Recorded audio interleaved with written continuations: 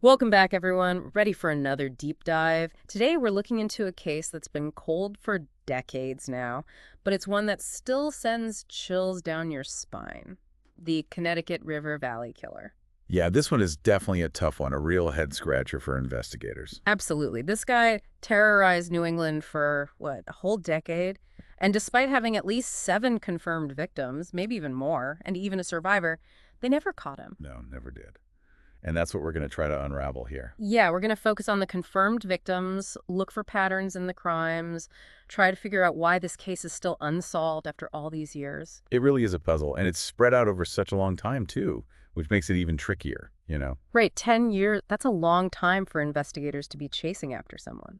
10 years from 78 to 88. A ghost, basically. Yeah, almost. So let's start at the beginning. Catherine Milliken, the first confirmed victim, found back in 1978. What stood out to you about her case? I think the brutality right off the bat, that's what gets you. She was found in a nature preserve up in New Hampshire, stabbed 29 times. Oh, wow. And right near where she was last seen, bird watching, I think it was.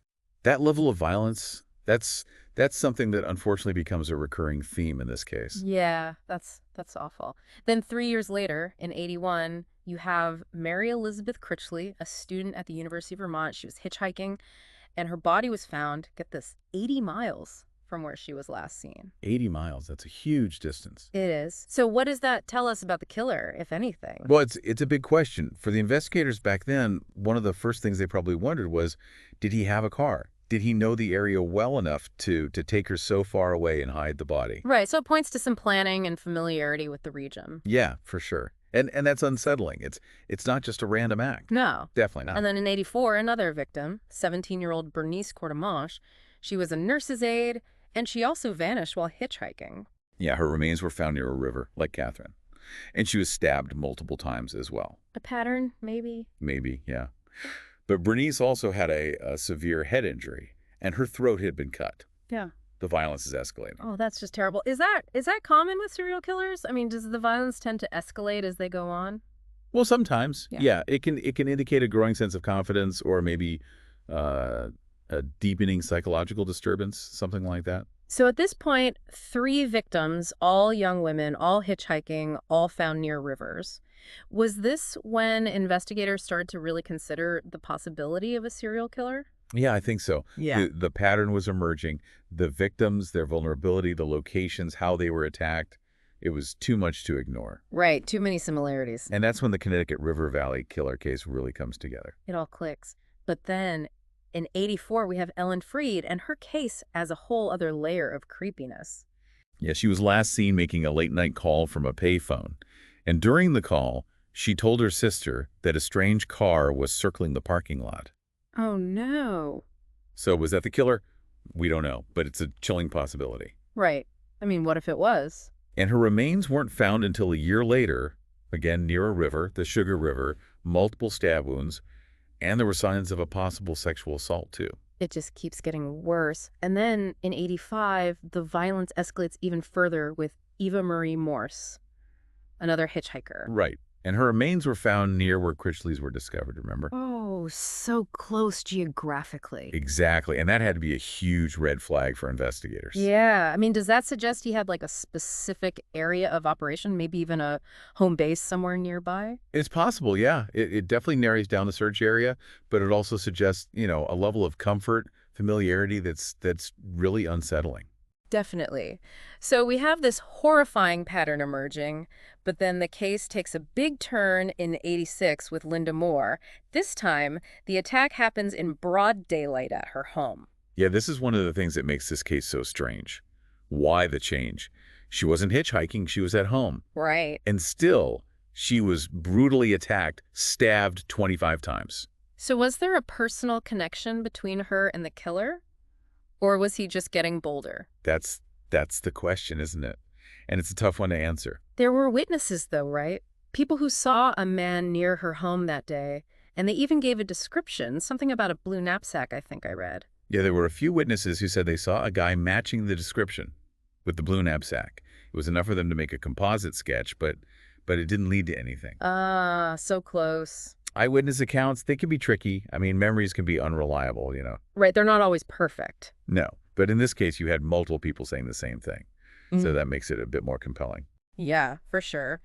And then in 87, with Barbara Agnew, it gets even more complicated. Her car was found abandoned, blood inside, her things scattered in a dumpster nearby. Oh, God. They didn't find her body until months later, and it was miles away in Vermont.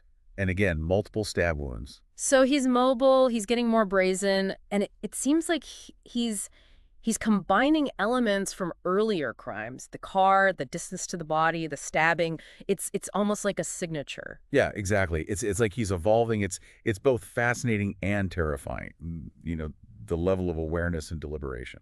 So was Barbara Agnew the last victim? Well, that's where the story gets even wilder. Because in 1988, we have Jane Borowski, and she's the only one who survived an attack by the Connecticut River Valley Killer. Her story it's horrifying, obviously, but it's also incredibly inspiring. She was attacked late at night, just stopping to get something from a vending machine.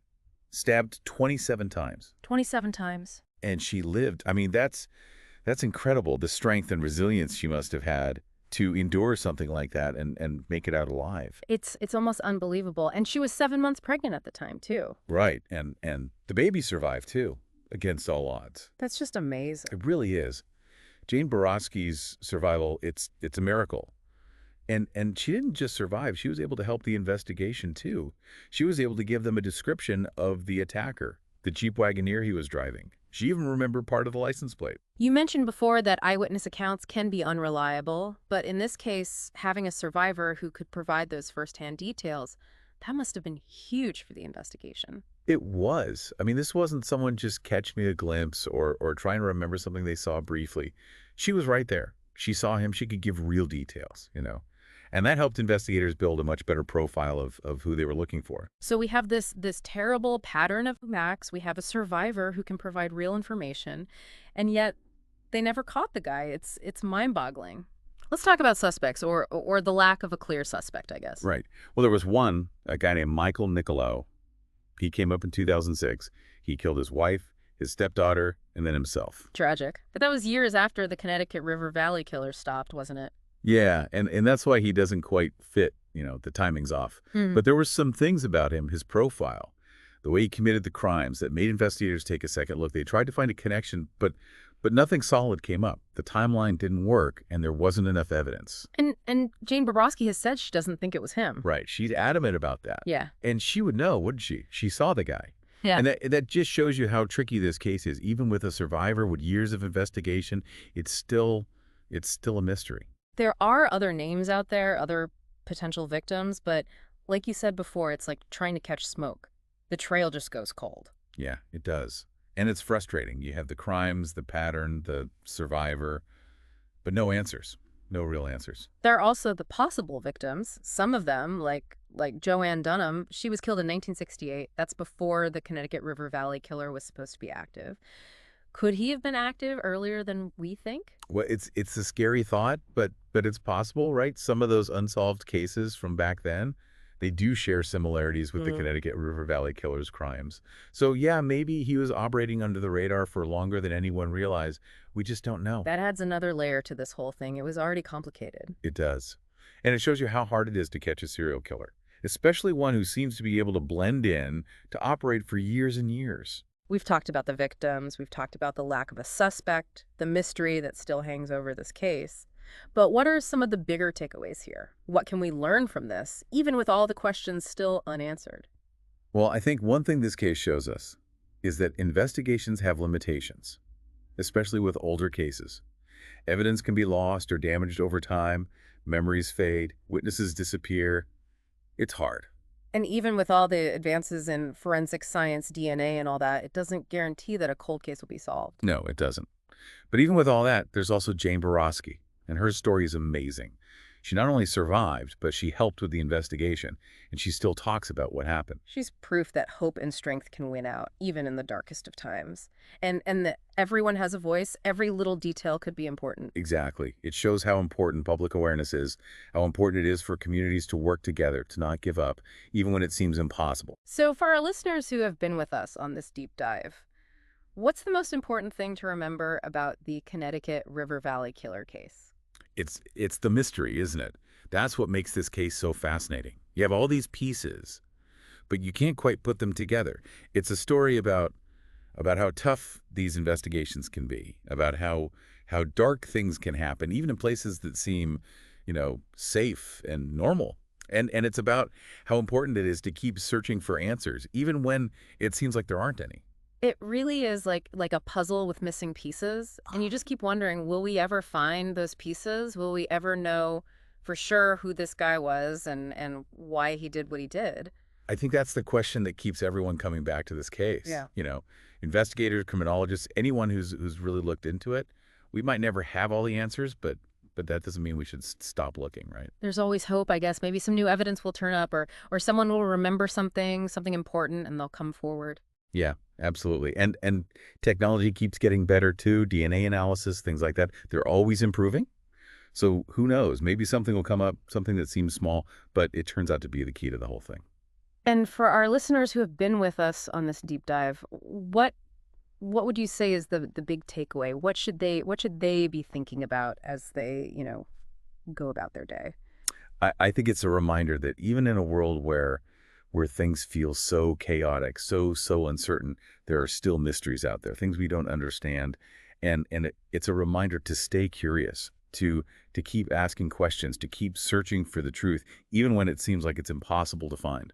Well said. And for our listeners, if this deep dive has gotten you interested, piqued your curiosity, I guess, we encourage you to look into it more. There are books, documentaries, podcasts, websites, all sorts of stuff about the Connecticut River Valley Killer case. Learn more, and maybe, just maybe, you'll find something that's been missing all this time. Because with cases like this, every voice, every idea matters. The search goes on. And maybe someday the mystery will be solved. But until then, it's a reminder that some stories don't have an ending, at least not yet. And the search for truth, that's a journey, a long journey. Thank you for joining us on this deep dive. We'll be back soon with another case, another story that takes us, deep into the human experience. Until then, stay curious.